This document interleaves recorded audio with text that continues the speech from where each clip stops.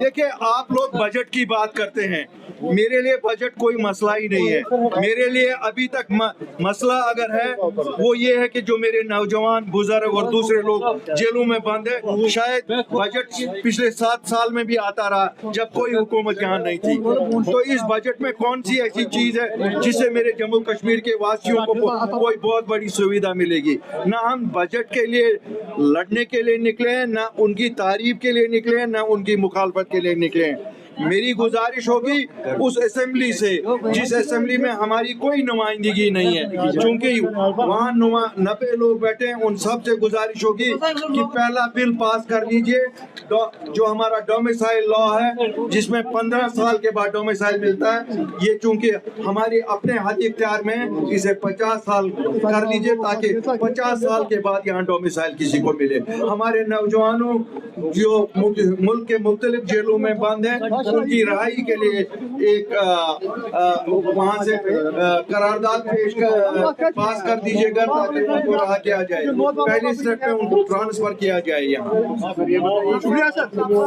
صاحب کوٹوا میں ایک سری لنکن کرکٹر کو زمین دی گئی، آپ کا میں کہنا ہے کہ ہم نے تحفظ کی ہے زمین کو. تو دیکھیے میں ایک منٹ، انڈسٹری کے لیے ہر ایک کو یہاں زمین ملے گی.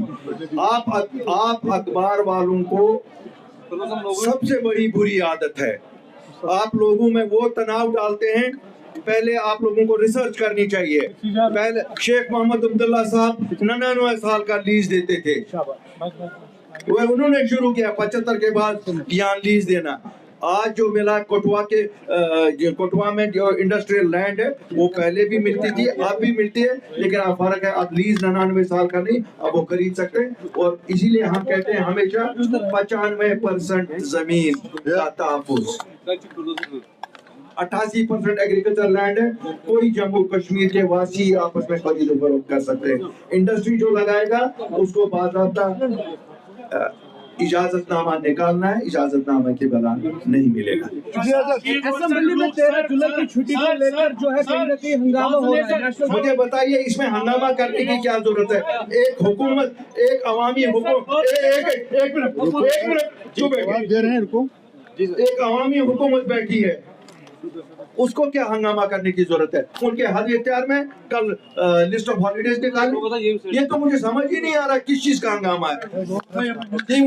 جو پام کران منڈ پام کران تھا کہ کرے نا گورنمنٹ کرے ایشو ہالیڈے لسٹ ہے.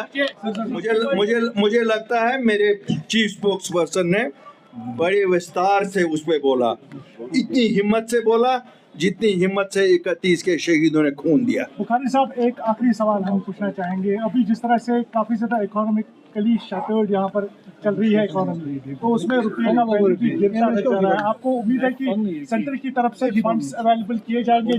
دیکھیے جو یہاں عوامی سرکار ہے یہ ان کی ذمہ داری ہے کہ وہ سینٹر کے ساتھ، مجھے لگتا ہے اب تو وہ منٹ کے رابطے پہ ہیں. اگر ان کو یہ بھی نہیں لانا آئے گا تو پھر کیا کر رہے ہیں وہ لوگ؟